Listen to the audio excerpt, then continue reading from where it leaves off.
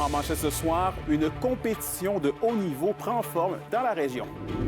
Le Raid Témiscamingue accueillera le tout premier championnat du monde junior de course d'aventure. On a été sélectionné premier au Canada, premier au niveau mondial. Écoutez, on se pince, hein? On est vraiment contents. La sécurité augmente à Notre-Dame-du-Nord. Et première pelletée de terre dans la construction d'un CPE à Malartic. Je félicite les gens qui ont travaillé dans ces dossiers-là parce que c'est vraiment un parcours du combattant.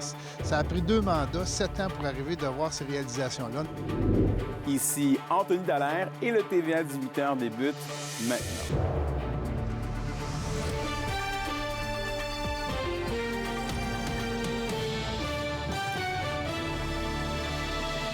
Bon début de soirée et merci d'être parmi nous. On débute le bulletin au Témiscamingue puisque le Raid Témiscamingue fait place à un événement historique et à portée mondiale. Roxane Caillouette nous résume.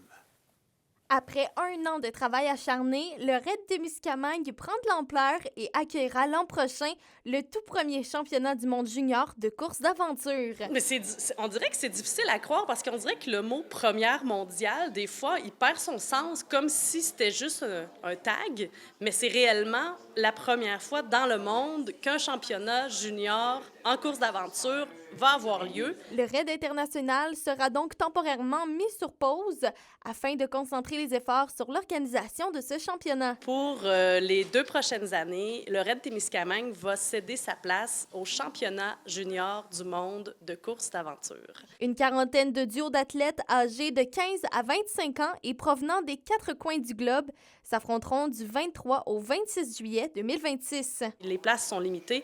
Il y aura toujours le raid participatif du vendredi, mais vraiment, c'est pour eux, c'est à eux qu'on pense en premier quand on organise ce championnat mondial. C'est une belle opportunité pour les jeunes de notre territoire. 2 volets s'offrent aux jeunes athlètes, soit le participatif et le compétitif, et un nombre de places sera également réservé aux sportifs du pays. Vu que c'est un championnat, ça prend une qualification pour faire partie du championnat.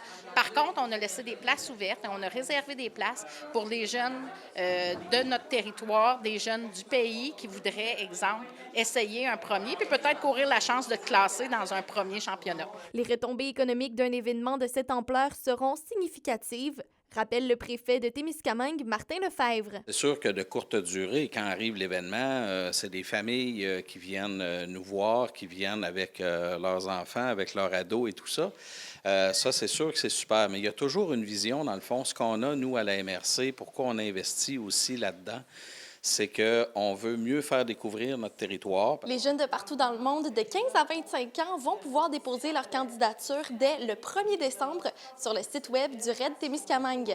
Roxane Caillouette, RNC Nouvelles, Ville-Marie. À Notre-Dame-du-Nord maintenant, la municipalité accentue la surveillance après avoir sonné l'alarme la semaine dernière en lien avec une série de vols et de méfaits. Une agence de sécurité assure depuis quelques jours une présence préventive et dissuasive sur le territoire. Il s'agit d'un complément au travail des policiers qui sont toujours sur le terrain. Et depuis lundi dernier, nous avons la firme de sécurité Valcourt de Rouyn-Noranda qui patrouille les rues du village la nuit. Donc, afin de rassurer les citoyens, mais aussi afin de recueillir des informations et d'être en contact avec la Sûreté du Québec pour les prévenir de tout méfait, de toute problématique et de ce qu'ils peuvent voir pendant leur surveillance de nuit. Les citoyens sont partie prenante de la décision et sont partie prenante aussi de la solution. Et donc, dans ce contexte, on voit des citoyens aussi qui sont beaucoup plus vigilants, qui rapportent à la Sûreté du Québec les événements, à la municipalité aussi. On a une ligne ouverte pour nos citoyens. Et allons à Malartic. La pénurie de places en service de garde est peut-être en voie de se résoudre. Le CPE Bambin et Câlin lance la construction de sa 3e installation, un projet très attendu qui ajoutera 80 nouvelles places, dont 15 pour les poupons. Un reportage de Zachary Desrosiers.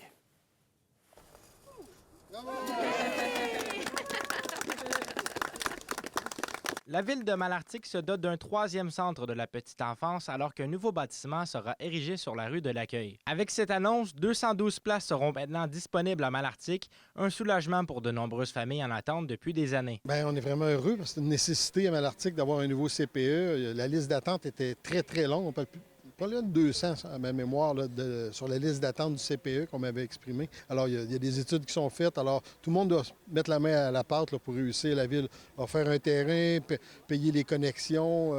Il y en a d'autres qui ont donné des aides financières. Il y a le gouvernement du Québec, bien sûr, qui investit beaucoup. La pénurie de places ne touchait pas seulement Malartic. Toute la MRC réclamait une solution depuis plusieurs années, selon le député Pierre Dufour. Je reviens en 2018, lorsque j'avais été élu la première fois. Il n'y avait plus aucune place en garderie qui était planifiée pour la MRC de la Vallée-de-l'Or.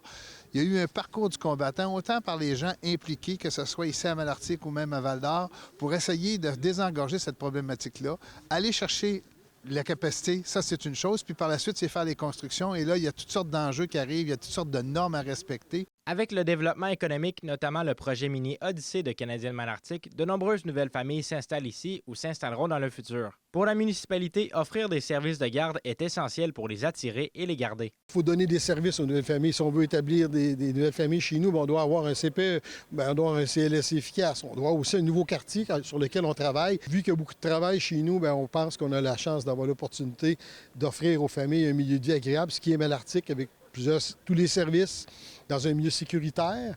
Pour le CPE Bambin et Câlin, cette 3e installation est le résultat de plusieurs années d'efforts. Ça, c'est un projet vraiment de longue haleine. Là. Donc, quand on tombe dans les projets plus gouvernementaux, il y a plusieurs étapes. Là. Donc, c'est un projet qui a commencé en 2022, si je ne m'abuse. Donc, qui a évolué, qui a changé aussi. Donc, on est vraiment content de pouvoir finalement arriver à une conclusion là, avec tout ça. Les travaux du nouveau CPE avancent pile poil dans les délais et si le rythme se maintient, l'ouverture est prévue pour l'automne 2026. Zachary Desrosiers, RNC Nouvelles, Malartic. Et à Val-d'Or, c'est le retour de la traditionnelle campagne des boules de Noël au profit du fonds d'aide Lucien Clich. Chaque billet vendu permet de venir en aide aux étudiants de l'UQAT ou du cégep qui vivent une précarité financière avec des bons d'achat d'épicerie, d'essence ou pour les manuels scolaires et notes de cours. La population peut se rendre directement au Carrefour du Nord-Ouest ou au IGA Extra pour se procurer des billets. Pour Jeanne Côté-Dumais, qui a accepté d'assurer la présidence d'honneur de la campagne, le soutien à l'accessibilité aux études est primordial. J'ai été étudiante au cégep et à l'UQAT de Val-d'Or, donc pour moi, c'est vraiment important d'aider les étudiants d'ici. Une boule de Noël, c'est seulement 5 $. Il y a 3500 boules de Noël qui vont être en circulation cette année. Puis, ça vous permet, dans le fond, de gagner des cartes cadeaux, puis 2500 $ chez Meubles Marchand. Donc, moi, je pense que c'est de faire une pierre deux coups. Dans le fond, vous encouragez les étudiants. Les étudiants, c'est notre relève de demain. Dans le fond, ça va être vos collègues de demain, la main-d'œuvre qualifiée dont on a besoin. Justement, on est en pénurie de main-d'œuvre en Abitibi-Témiscamingue. Donc, ça serait vraiment important de soutenir ces étudiants-là dans leur processus scolaire, de s'assurer qu'ils puissent réussir puis avoir un peu moins de pression sur leur budget en leur offrant cette aide-là. La guignolée des médias de la MRC d'Abitibi lance sa campagne 2025 sous le thème « Ensemble, on fait la différence ».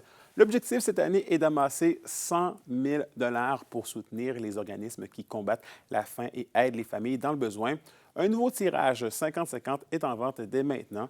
La moitié de la somme ira à un gagnant et l'autre moitié sera versée aux organismes qui soutiennent les familles et les personnes vivant de l'insécurité alimentaire dans la MRC d'Abitibi. La grande collecte sera le 4 décembre, alors que des dizaines de bénévoles seront présents dans les 7 points de collecte d'Amos. L'an dernier, la Guignolée avait remis plus de 81 000 $ aux organismes du territoire. Vos réponses à la question du jour TVA. Une présentation de la Clinique infirmière Nord-Ouest présente partout dans la région. Notre équipe peut vous recevoir pour un bilan de santé, une infection, le suivi de maladies chroniques et plus. Contactez-nous pour plus d'informations ou visitez notre site Web. Et à la question du jour, on vous demandait, avez-vous l'intention de donner à l'une des collectes de fonds prévues pour venir en aide aux gens dans le besoin pendant la période des fêtes?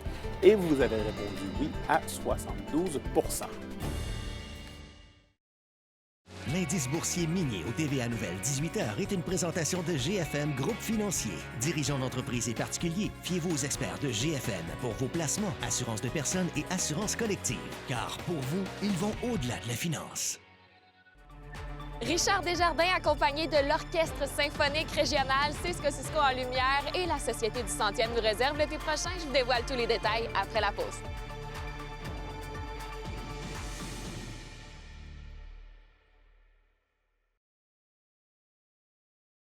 La bonne nouvelle économique TVA, une présentation des SADC de l'Abitibi-Témiscamingue et du nord du Québec. Radio Matagami a entrepris des travaux de rénovation et d'agrandissement de ses locaux pour une valeur de 200 000 grâce au soutien financier de l'administration régionale Bay-James. Cet investissement a permis de doubler sa superficie et ainsi faire place à l'Aurore Info, sa nouvelle plateforme d'information régionale. Cet agrandissement offre à l'équipe de journalistes des conditions de travail optimales et permettra d'accueillir sous peu 2 nouveaux journalistes. Les SADC, partenaires de l'économie de la région.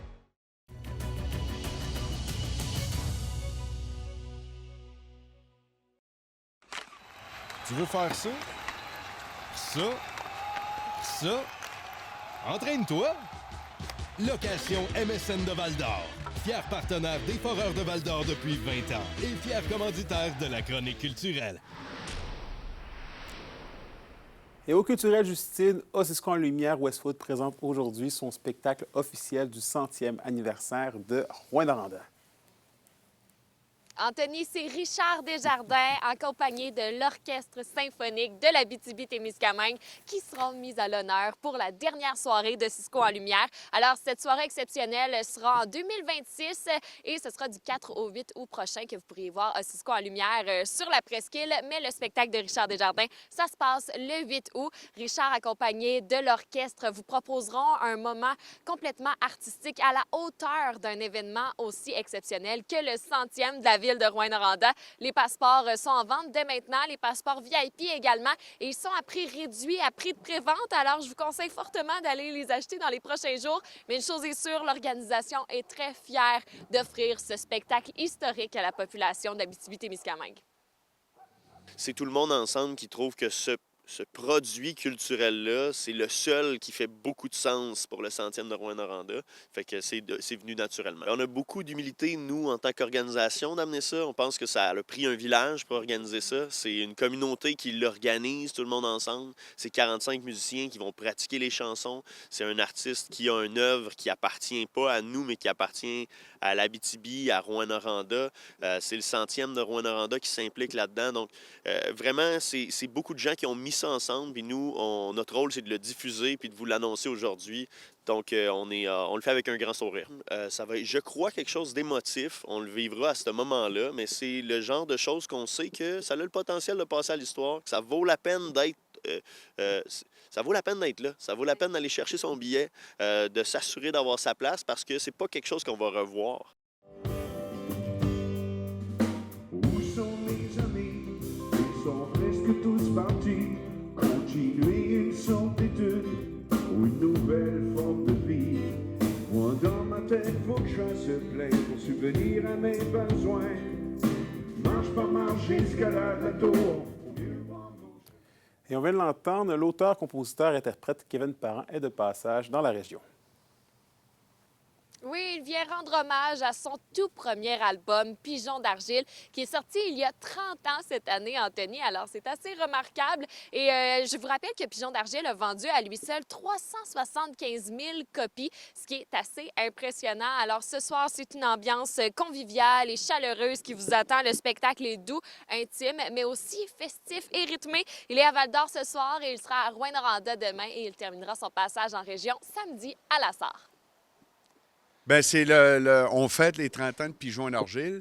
Ça fait qu'on reprend l'album intégral, puis on insère aussi des covers, des reprises, des sources, des chansons qui ont été source d'inspiration.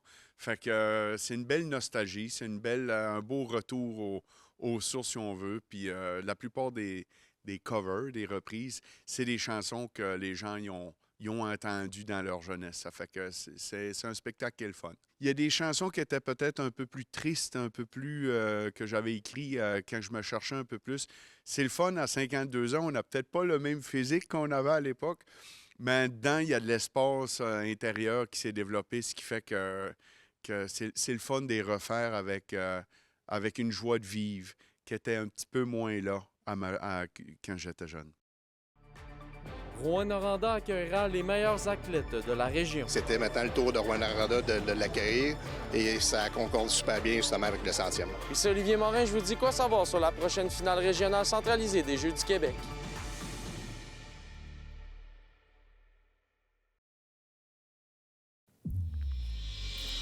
Au sport, Rouyn-Noranda accueillera la 41e finale régionale centralisée des Jeux du Québec. Et Olivier, disons que cette édition sera bien spéciale. Oui, absolument, Anthony, puisqu'elle va se tenir dans le cadre des célébrations du 100e de la ville, l'événement qui se déroulera du 30 janvier au 1er février prochain. Et elle réunira plus de 1200 athlètes qui proviennent des 4 coins de l'Abitibi-Témiscamingue et qui compétitionneront au sein de plus de 15 disciplines différentes. Par ailleurs, on a annoncé également ce matin que la compétition continuera au minimum pour les 5 prochaines années. Je vous rappelle que l'Abitibi-Témiscamingue est la seule région dans toute la province à avoir ses propres jeux régionaux centralisés. Là-dessus, je vous laisse écouter le président du comité organisateur de la finale régionale centralisée. De la façon dont ça fonctionne, c'est que chaque municipalité accueille la finale régionale à tous les années et c'était maintenant le tour de Rouyn-Noranda de l'accueillir et ça concorde super bien justement avec le 100e. Je pense que c'est un engouement régional. Chaque ville l'accueille à tous les années et à chaque fois, ces gens-là mettent beaucoup de cœur à l'ouvrage pour accueillir des jeunes. Donc c'est le fun que ça se partage au niveau de la région. Et une fois que ça s'est dit, les 2 porte-paroles ont aussi été présentés. 2 athlètes qui proviennent de Rouyn-Noranda. On parle de Sarah-Ève Coutu-Godbout ainsi que de Jacob Neveu, les 2 qui ont participé aux Jeux du Québec en hockey. Et leur choix s'explique par leur passion du sport, mais également leur rôle d'ambassadeur pour une jeunesse active. Par ailleurs, je vais vous laisser écouter la porte-parole par rapport à sa nomination. Oui, vraiment. Puis ça fait environ 1 an que je suis revenue en région, que j'ai arrêté ma carrière. Donc, de pouvoir redonner aux jeunes, puis redonner à la région tout ce que j'ai eu quand j'avais leur âge. Donc ça, pour moi, c'est vraiment important. Je pense que c'est ça, de pouvoir les encourager, les remises de médailles, de pouvoir les supporter, puis dans toutes les autres connexes comme conférences et tout ça. En terminant, Anthony, il est à noter que des athlètes se qualifieront également pour la finale provinciale qui aura lieu à Blainville à la fin du mois de février 2026. Hey, pour l'anecdote, j'ai déjà joué au hockey avec Jacob Neveu à Tombe double lettre. La légende dit que l'un des 2 a une meilleure carrière que l'autre. Je vous laisse deviner laquelle. Bref, merci beaucoup, Olivier. Et au hockey, justement, le programme du Filon de Malartic a dévoilé sa liste de joueurs de la semaine. C'est donc William Desrivières, Nico Tinard, Zachary Boucher et Loïc Bourque qui se sont illustrés lors de leur sortie ce week-end. Et selon le personnel entraîneur, ces athlètes se sont démarqués par leur intensité sur la glace et leur leadership. La météo, une présentation de Nikon Auto de la Sarre, la capitale du pick-up. Où vous y trouverez toujours le meilleur choix, toujours le meilleur prix. Un peu de neige, un peu de pluie sont à prévoir. Et oui, ça, on sait qu'est-ce que ça veut dire, Anthony. Ça va être pas mal glissant sur le sol. Alors, autant les marcheurs que les conducteurs, soyez prudents dans les prochaines heures pour ce soir et cette nuit. Comme tu l'as mentionné, Anthony, eh bien, c'est de la neige mêlée à de la pluie qui nous atteint. Une accumulation quand même de 2 à 5 cm de neige et de bons vents au courant de la soirée. Et les températures seront autour de 2 degrés. Pour demain, encore une fois, de la neige qui va se mélanger en pluie du côté de l'Abitibi. Une accumulation de 2 cm et les températures seront stables autour de 2-3 degrés. Ce sera assez semblable pour le Témiscamingue, sauf que ça va être un petit peu plus de pluie que de neige. Et en aperçu pour samedi, une alternance de soleil et de nuages avec un maximum de -2. Parfait, merci beaucoup. C'est noté. Bonne soirée, Justine. Et merci à vous à la maison d'avoir été des nôtres ce soir. Sur ce, je vous souhaite de passer une belle soirée. On se retrouve bien évidemment demain pour la suite des choses. D'ici là, prenez soin de vous.